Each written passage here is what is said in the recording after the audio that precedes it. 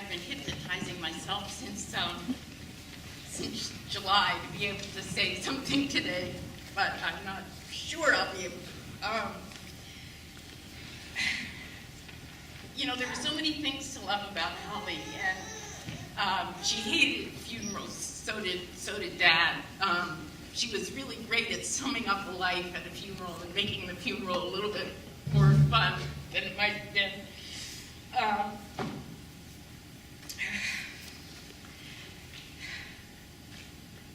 I think that she looked forward to, maybe it was at progressive school, maybe it was being the darling of her family, but she looked forward to happiness. She thought people should try to achieve happiness, and she wanted to concentrate on that. And in some ways, it was very difficult for her when she got sick, and because, as you know, she hated doctors and she hated hospitals. But she was pretty stoical about it, and so we've wanted this event to concentrate most on what was truest about her, which was not hospitals and funerals. And at the same time, it's really hard because I miss her every day, and I know all of her children and all of you adopting children miss her every day. And I think often about calling her to tell her some funny thing that has happened, or to ask her advice about teaching or about writing. We hadn't actually, Peter and I we are twins, but we didn't actually read each other's pieces, and it turns out that we were not unlike each other in what we wanted to say, because on the one hand, Holly was extremely brave, and she was great in a group, and it really didn't matter if she was the only one who held her opinion. If she believed something, she could stand up for it in a very admirable and optimistic way. But I think that what I cherish and miss most is her ability to connect to you one-on-one, and to draw you in, and to hear you out, and to read back your story in a very, in a better way than you thought, to see better things in it than you had, and to convey possibilities that hadn't occurred to you. And that was a kind of intimacy that she could achieve with so many different people, and I think that's why a number of us turned out to be teachers, and a number of us turned out to be writers, and it's why so many of us will miss her so much. So I was going to read one of her favorite poems when she was sick and in the hospital. The one thing that was comforting her was poetry. So I used to stay there all day, and Lisa would come and sleep there at night, and during the daytime I'd read her poems, and that was she liked that. This was one of her favorite poems, and the reason why I chose it is because it sort of speaks to that ability she had to speak, to establish intimacy with an individual suffering soul in the world, and to find something positive to enhance whatever was happening to you at the time. It's by Emily Dickinson.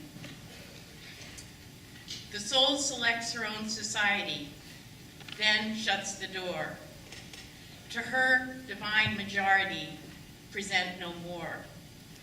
Unmoved, she notes the chariot pausing at her low gate. Unmoved, an emperor is kneeling upon her mat. I've known her from an ample nation choose one, then close the valves of her attention like stone.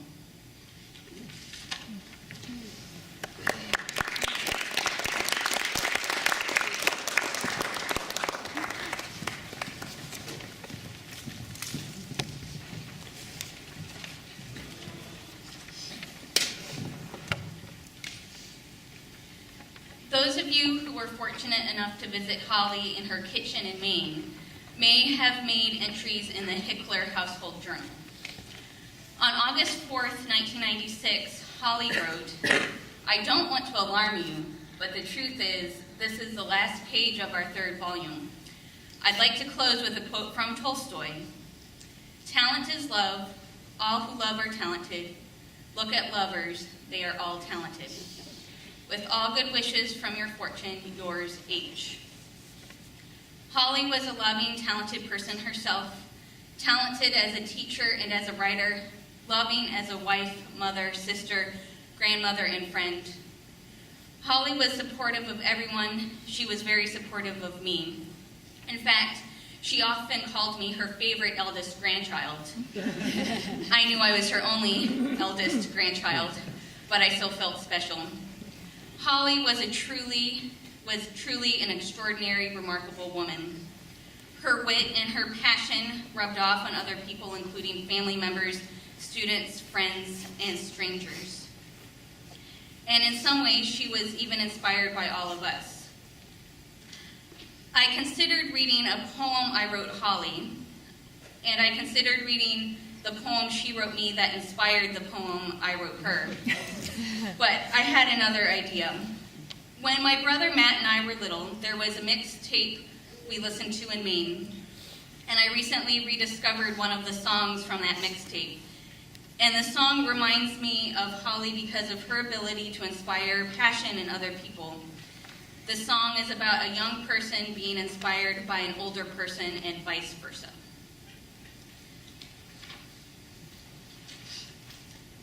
Dream Operator by the Talking Heads. When you were little, you dreamed you were big. You must have been something, a real tiny kid. You wish you were me, I wish I was you. Now don't you wake up, this dream will come true. Every dream has a name, and names tell your story. This song is your dream, you're the dream operator. Bigger than life, you know it's all me. My face is a book, but it's not what it seems. 3 angels above, the whole human race, they dream us to life, they dream me a face. And every dream tells it all, and this dream is your story. You dreamed me a heart, you're the dream operator. Shake it up, dream, hidey-ho, dream, fix it up, dream, look at me, dream. I've been waiting so long, now I am your dream. Hard to forget, hard to go on. When you fall asleep, you're out on your own. Let go of your life, grab onto my hand, here in the clouds where we'll understand. And you dreamed it all, and this is your story. Do you know who you are? You're the dream operator. And you dreamed it all, and this is your story. Do you know who you are? You're the dream operator.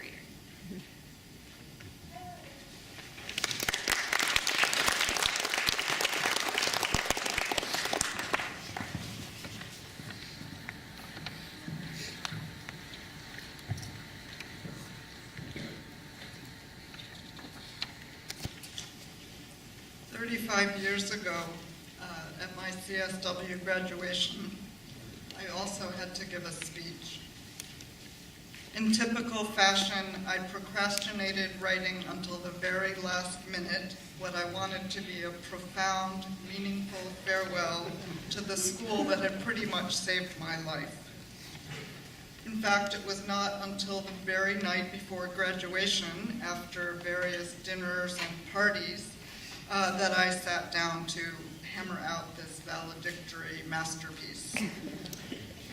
And who was right there by my side, even though it was way, way past her bedtime? Holly Hickler, of course. This says so much about who she was, her generosity, patience, encouragement, editorial skills, and non-judgmental attitude. Though I think she did call me a jerky bomb. It was hard to undertake today's task without Holly's assistance, but we are all learning to live now with only the memory of her wise counsel. Holly was really a poster child for progressive education. Not only did she attend a progressive school herself, and I didn't realize until now that her parents had founded the school. That's amazing. She was also the embodiment of a progressive educator, always putting the child first and believing in students' curiosity and motivation to learn. Holly modeled this curiosity herself, developing classes that followed her own interests. While working on her book about Vivian, Holly thought a lot about theories of adolescence. She took what she learned and she distilled it into her popular class, Adolescence. She became interested in law and developed a course where students observed court cases. She loved Tolstoy, so she and her Russian literature students made the pilgrimage to meet with his daughter. I think what all of these had in common was her interest in people's stories, though I understand that she did admit to skipping the war stories in War and Peace because she thought they were boring. I understand that Holly, this was before my time, that she taught driver's ed. I'm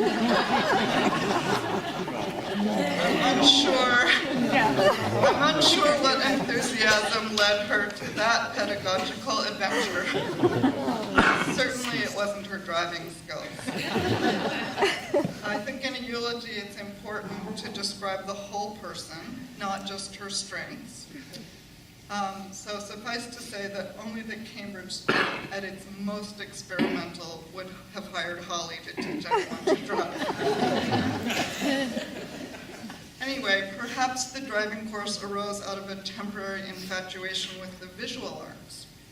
I know she liked to explore a broader palette when it came to traffic signals. For instance, after she just sped through a light that the more artistically conventional among us would call red, she would describe it as a pink light.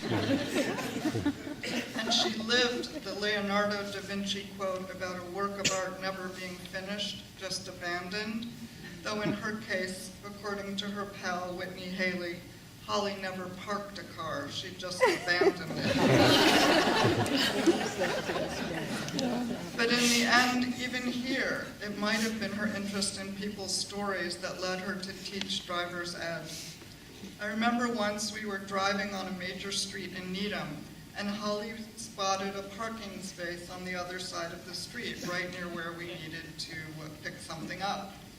Seizing the opportunity, she zoomed across 4 lanes of traffic and pulled right into that space, notwithstanding the fact that we were facing the wrong direction. Only Holly could have gotten out of that ticket. And not only didn't she get a ticket, but by the end of the conversation with the police officer, she basically had learned his whole life story. I remember one of Holly's stories from her own adolescence. She described feeling so much despair that while standing on a subway platform, she had to hold on to a vending machine to keep herself from throwing herself onto the tracks. That story always inspired me, kind of like those It Gets Better videos that people are making now, because I saw that Holly had gone from someone holding onto the vending machine to essentially being the vending machine that many of us held on to in our own moments of despair. Holly was not only a great teacher of students, she was a wonderful mentor to other teachers. A few years after I graduated from college, I came back to teach at CSW. Holly and I were both teaching separate sections of a new course called Writing About Reading. With my newly minted BA, I decided I would make things a lot more rigorous than the usual touchy-feely Cambridge School course. And after a few days of very unsuccessful classes, I complained to Holly about my unresponsive students. She looked over my lesson plans and said, "Jenny, darling, no wonder the classes are going so badly. What you're doing is so boring." Luckily for me, and for the generations of students and teachers she worked with, this kind of loving criticism was always coupled with hours of brainstorming and problem solving that resulted in ways to approach the material that actually excited the students.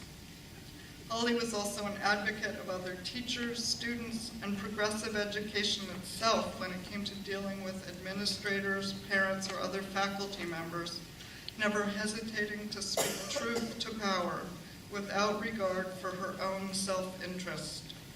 No wonder that Holly, along with her closest friend, Alice McMahon, was always requested by the senior class each year to pin flowers on them at graduation.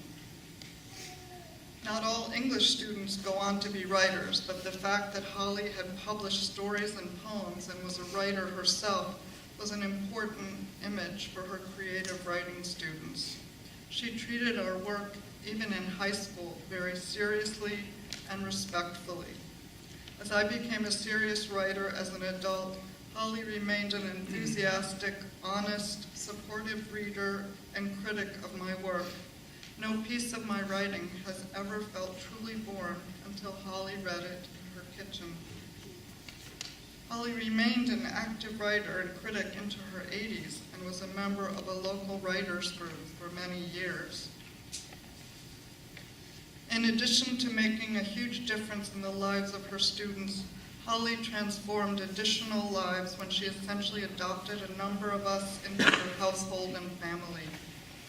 When I first saw the Frank Capra film, You Can't Take It With You, I instantly recognized the Hickler household. But instead of Fred making fireworks, he was exploding into the blues. Instead of a daughter whirling around in ballet shoes, there was Annie D. Bethune making sakatumi cakes.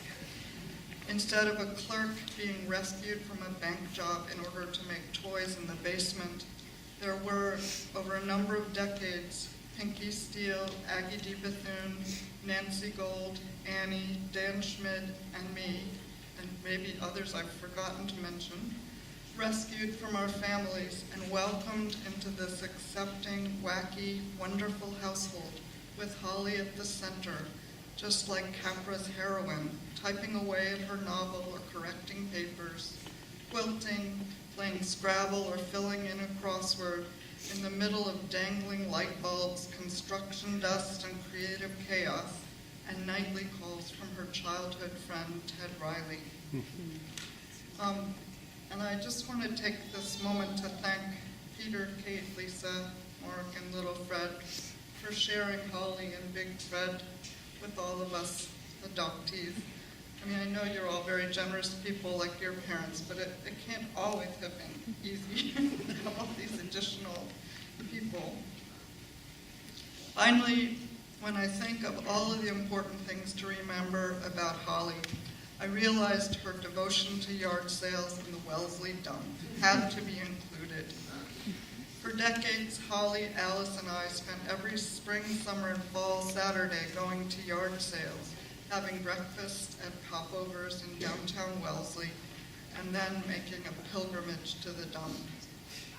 I have visions of Holly balanced on her high clogs, clutching her purse and a cigarette in one hand, and helping to hoist some giant piece of furniture into her huge Suburban with the other.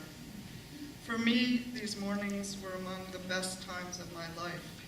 I could just sit in the back seat with the map as we navigated around Wellesley, and I could listen to these two witty and wise best friends gossip about school, talk about their kids, movies, books, blah, blah, another wonderful Hollyism, and basically figure out life. But as I was working on this eulogy, I wondered why Holly was so devoted to yard sales and the dump. She herself was rather minimalist about possessions. I think it comes back to the three central things about her: her generosity, her interest in stories, and her ability to see potential where others might have given up. She was certainly generous about indulging Alice and me in our penchant for collecting stuff, and she bought all sorts of things for her children's homes and for the house in Maine. I know she relished Alice's delightfully wry pronouncements as we surveyed each lawn from the car about what we would find there and exactly what story it would tell about that family. Happy families are all alike, but each family has a very different idea what its dusty carafe bottles are worth. Most emblematically about this hobby, I think, is that Holly could see the potential in a broken bike or a creaky crib and would rescue them from the dump and rehabilitate them, not unlike the way she rescued many a student cast aside by other schools or families. Holly was lavish in her attention to the minutiae of other people's concerns, but getting her to let the conversation focus on her sometimes felt a little like an arm wrestling contest. I know by now she would have been cringing at all the attention, so I'll close and pin a metaphorical flower on her lapel as she graduates from our lives. Peace to Holly, peace to Fred, peace to Peter, Kate, Lisa, Mark, and Fred, and peace to all of us who loved this wonderful woman.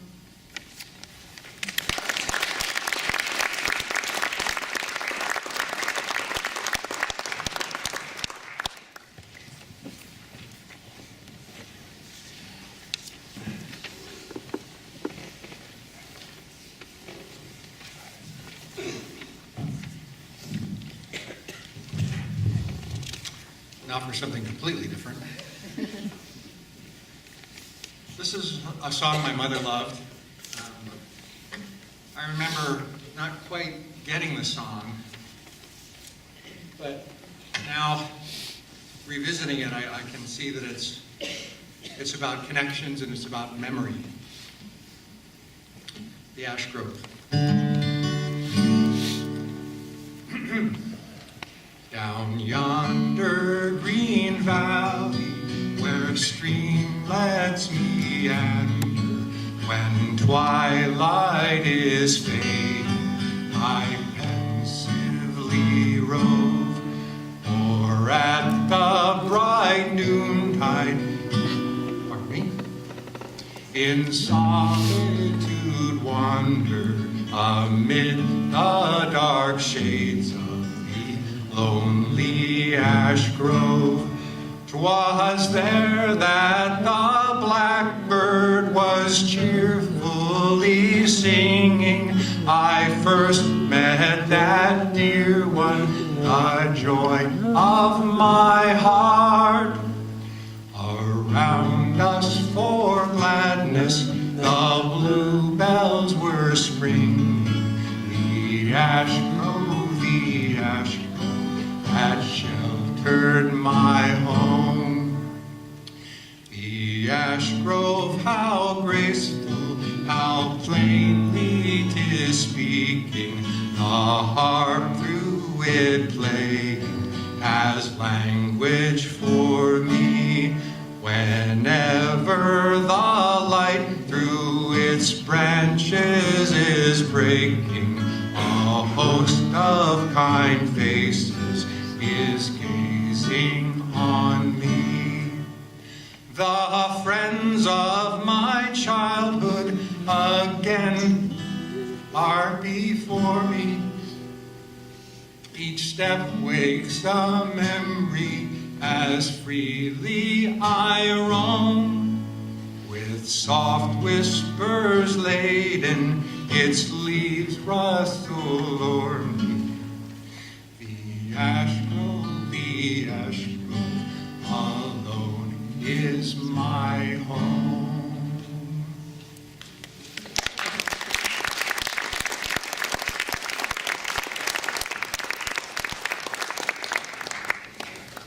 And now we'd like to have you share your stories, and what we'd like to do, if possible, is have you come forward to this microphone so everyone can hear you.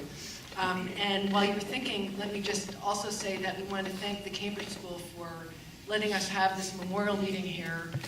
And we also put on the back of the program, if anyone would like to, they're invited to make a contribution to a fund that Cambridge School has to benefit teacher salaries at Cambridge School.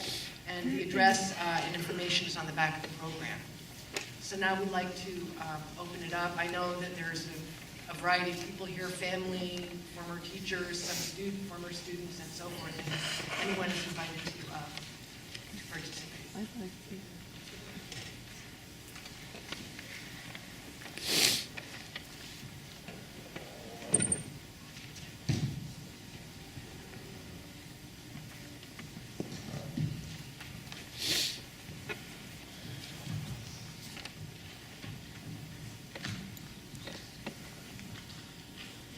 I'd like to read something that my daughter Ellen said. She lives in Tucson, Arizona, so she couldn't be here. I don't know how to work this thing. Can you hear me? Yes. Good. Short, curly, bleached blonde hair, sleeveless knee-length denim shift, bare legs and leather clogs even in the middle of the winter. Alert, attentive eyes, articulate and intelligent responses, fascination with the human predicament, empathy for how we all struggle to make a life worth living. And of course, the cigarette.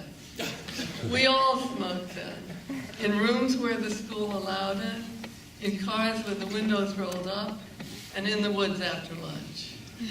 As a ninth grader, Holly's course, Humanities Workshop, showed me how great writers and artists have struggled to find their voices and forge their identities through the way they loved and worked.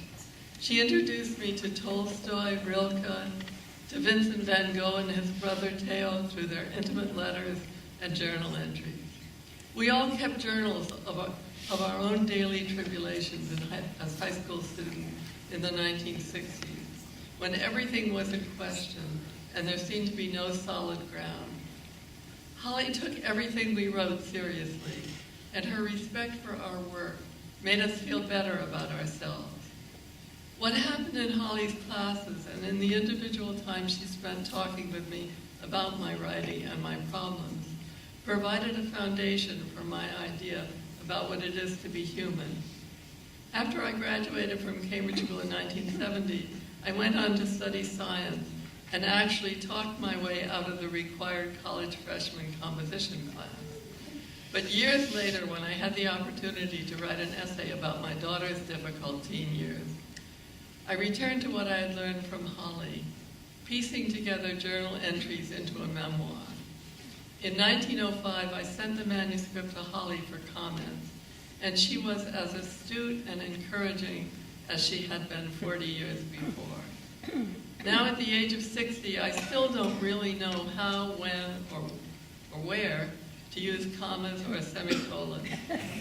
But I know how to write from the heart, something I learned from my first and only real writing teacher, Holly. Like countless others of all ages, every interaction I had with Holly made me feel more connected to the heart of humanity and just a little bit better about being human myself.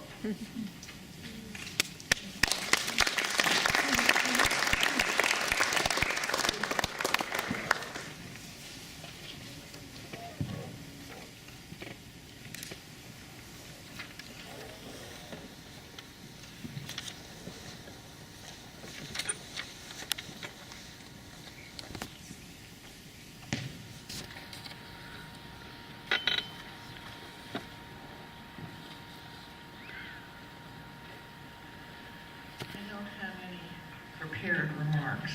I've been preparing 2 turkeys for 20 people.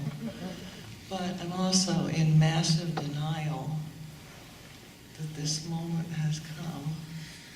So the only thing I could think of to do was to grab some letters that Holly wrote to me.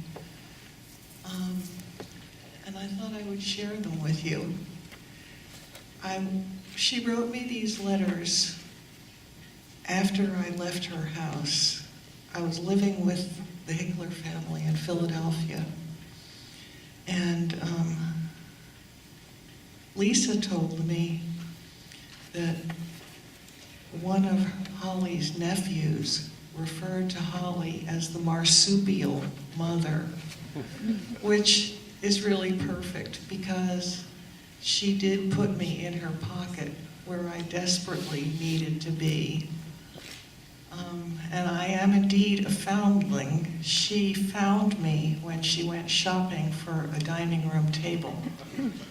But instead of buying the table, she bought me, took me home, and kept me there until I got married. And after I got married, she sent me these letters, and I'm going to read you little bits of them in no particular order. To me, every word is precious. And honestly, I think I only got married because they were moving to Boston. I didn't know what else to do.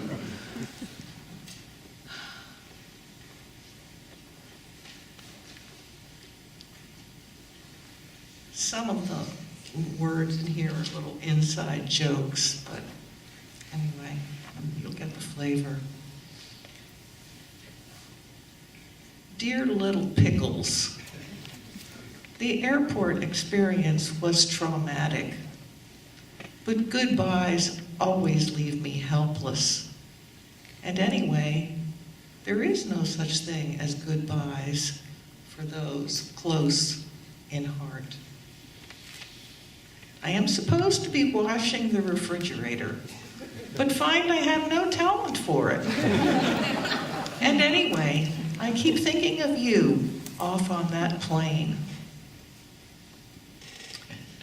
Ross and I did our grisly errand. I have to tell you what the grisly errand was.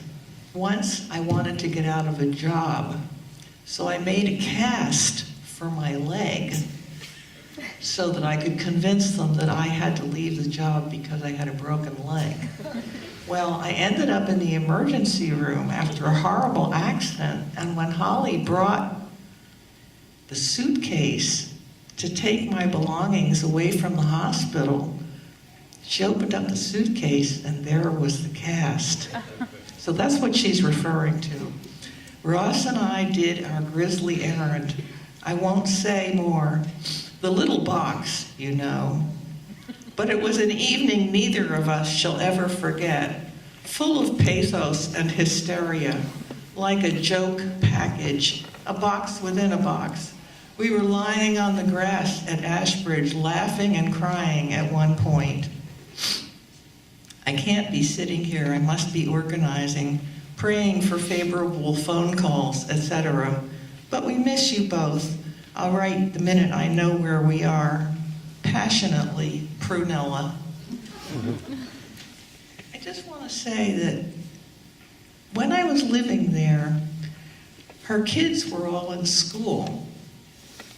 And so I had the wonderful opportunity and delight of being her only companion for hours and hours while the children were at school. And we drove around in her car with her driving with one foot on the brake and one foot on the gas. I'm sure her kids all remember that. I'm reading you these parts about money because they seem so timely. I wish we were all richer. Listen, doll.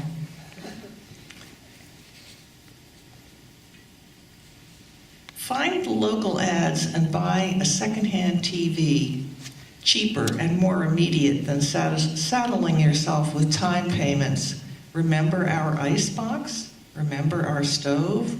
Remember the Maine and the Alamo?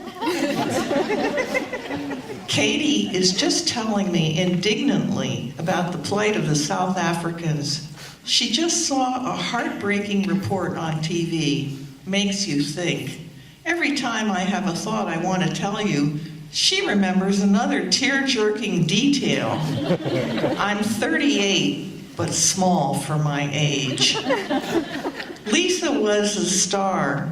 Behold, I bring you tidings of great joy in the Christmas play. Try to live through that if you want to stay sane. But I keep thinking of you two takeaways and hoping that life has a few rewarding moments in it. Marriage and internship, my husband was a doctor, and no money, would freeze anybody's ass. Try to imagine you're temporarily at war and simply get through it as gracefully as possible. The hell with all that mush about loving everybody. Who can manage that when life has its pincers on you? Just try to look at each other without glaring. That will be triumph enough. Much love and kisses to you both, Holly.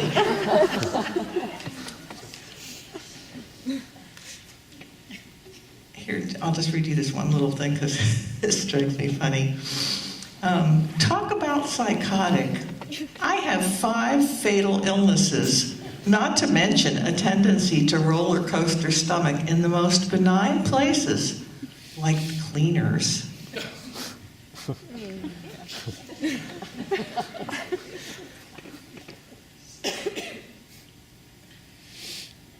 Dear darling Tink and Pom, Piggy and Tom.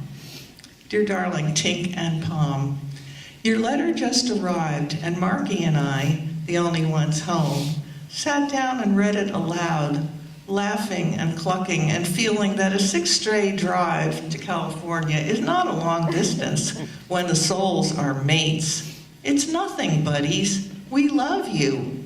What could be nearer? Did you ever think how far you can be from people next door? Did you ever think how distant you can feel from pale, pasty ladies that scream at their children? Did you ever think how close a word can bring you to those near the heart? Geography has nothing to do with it. Oh yes, I hate that stage when the phone never rings and every window is strange and hostile, and the day seems like a desert because there's no special news to wait for. Doesn't it impress you how much we need to care about people? And the thing is, you will. Use this experience to learn from. No one can take that from you. I ruined Freddie the other night. See, I had fallen asleep in his bed and was having bad dreams about someone to whom I owe $565. So I was having bad dreams and I awoke with a start at 2 a.m., convinced that I heard slow, squeaky, ominous footsteps approaching. I literally screamed, "Help! Someone's walking around!" Freddie woke up. I have spent 6 years telling Freddie there is no such thing as a monster, and generally soothing his neurotic tendencies. And he sobbed and trembled and clung to me. Fred got up across the hall and started crashing around in the dark, shouting, "Where am I?" What a scene! Every light in the house stayed on.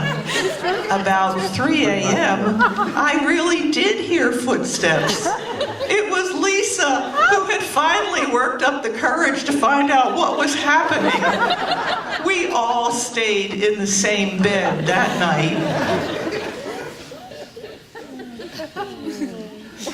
You know, these feelings of isolation are very temporary. When I think of how I mourned for Philadelphia when I first came here, Philadelphia, for God's sakes. But the truth is, it stirs up early losses that have nothing to do with your present capable adult self. You two are adorable. It won't take long for you to collect affection, all of ours.